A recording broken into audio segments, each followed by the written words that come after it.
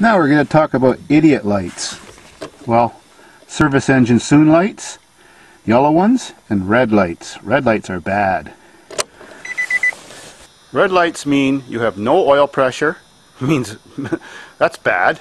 Just pull over right away. They mean your car is overheating. Pull over right away. Or they mean your alternator belt is broke, or your water pump belt, or your alternator has quit working. Well, you might have to pull over fairly soon with one of those. So do not ignore red lights. Yellow lights are warning lights. They're not emergencies. They mean that the computer on the engine is sensing something isn't quite right, or a sensor went bad. Well, most of the sensors on your engine have to do with emissions and stuff like that. So it's just going to affect your fuel economy and your emissions, but not hurt your motor. If a yellow light does come on, just check your radiator for how full it is, check your antifreeze overflow bottle, check your oil level, check your transmission level, check your belts, check that they're tight and in good condition and that they're all on. If everything looks fine, well, you've got a long time. Maybe you can still drive it around before you might want to get someone to run it through a diagnostics. If you've got a vehicle newer than 1996, it likely has the OBD2 code reading system in it. Well, it's not like the older cars when you could just get a book and turn the key on 3 times or jump a wire. But it is much simpler and nicer to use if you have one of these devices. On pre-1996 vehicles, you have to have one of these books. There's the GM style, where you find this little clip under the hood, and those 2 wires on the upper right hand corner, or those 2 pins, you jump it with any piece of wire, you don't get a shock, and that starts your code reading system working. Then your service engine light will come on when you turn the key on and do that, and it'll start flashing like Morse code at you. Chryslers, you just turn the key off and on 3 times without starting it on the older vehicles, and the code reading light will start flashing. Hondas, you have to pull up the carpet on the floor, look for the computer, and they have a little window on the computer with a little red flashing LED. In these newer vehicles, you just find the connector to plug it in. It's very often under the dash and not always on the driver's side. Then you turn your key on without starting it, and you wait for this machine to read your codes. Then it'll tell you what's wrong. And if you've repaired the problem or changed the sensor, you can clear the code too. So this one says there's no codes presently stored in the computer, which means my little light on the dash isn't on and my car's running fine. On many modern vehicles, they have sensors on the evaporative emission system. Well, that has to do with gasoline fumes. So that light on your dash can even come on if you didn't put your gas cap on tight enough. This handy little device will almost always tell you if you have a bad oxygen sensor. Problem is, vehicles can have 1, 2, 3, or 4 oxygen sensors, and sometimes it can't tell you which one is bad, and they're so expensive you're not sure which one to change. That sucks.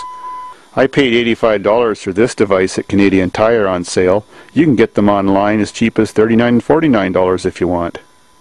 Other than your oxygen sensor causing this problem, that your engine runs bad at idle but runs pretty good while you're driving, the next thing you check, which is the easiest, is vacuum hoses. You just start wiggling them and looking for cracks forming, stuff like that.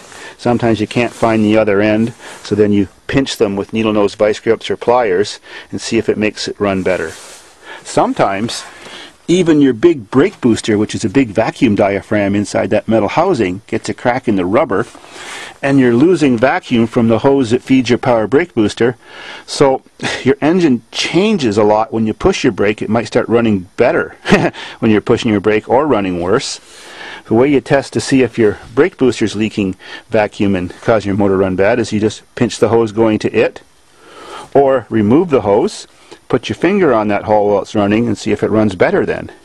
Your code reader may be telling you you have a sensor malfunctioning, but actually the sensor is good, it's just the hose running to it. MAP Sensors is very critical that their vacuum hose is in perfect condition. If your car always seems to just start up and run perfect, but then when you want to accelerate hard or drive at highway speeds, it just doesn't have any power and doesn't seem to want to go over a certain speed, That can be a clogged catalytic converter. One way to tell if the catalytic converter is clogged is to open up the top of the air cleaner or take off the air input tube to the intake manifold. Then put the car in drive with your foot on the brake. Have someone stand beside the vehicle, and you listen while the car's, say, at 2,500 RPM in drive while you're trying to accelerate hard with the brake on, and listen for the sound coming out of the intake opening where the throttle body is. The normal correct sound is just a strong sucking sound.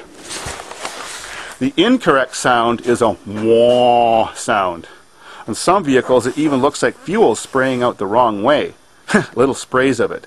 That means you have a clogged catalytic converter or something shoved up your exhaust or a pinched exhaust. Engines have up to 3 temperature sensors on them. One for the idiot light on your dash or the gauge. One that tells your cooling fans to come on when the car's running too hot. And the third one, and some of them are double, they do 2 things at once. The third one, it tells your computer how warm your engine is, so it knows whether to give it more fuel for a cold start and to give it exactly the right amount of fuel for cold days or for whatever the temperature of the engine is. So those things can fail too and make you have poor fuel economy or hard starts. You know, your car never wants to start when it's cold, but it always starts great when it's hot. Sometimes a misfire in an engine is caused by a bad spark coil. There can be an internal short or a little crack in the plastic, and it's pretty consistent that that cylinder is misfiring or just misfires on damp days. On some vehicles, especially older General Motors, the coil heats up and then it quits running, cools down, and then it works perfectly another day. Well, if you have that symptom and they have the single coil, because you still have a distributor, just change the coil. So I've given you most of the general information on how to diagnose and tune up your own vehicle. This may save you hundreds of dollars and at least give you peace of mind motoring, especially if a light comes on and you want to pull over and check out your car. So rock on.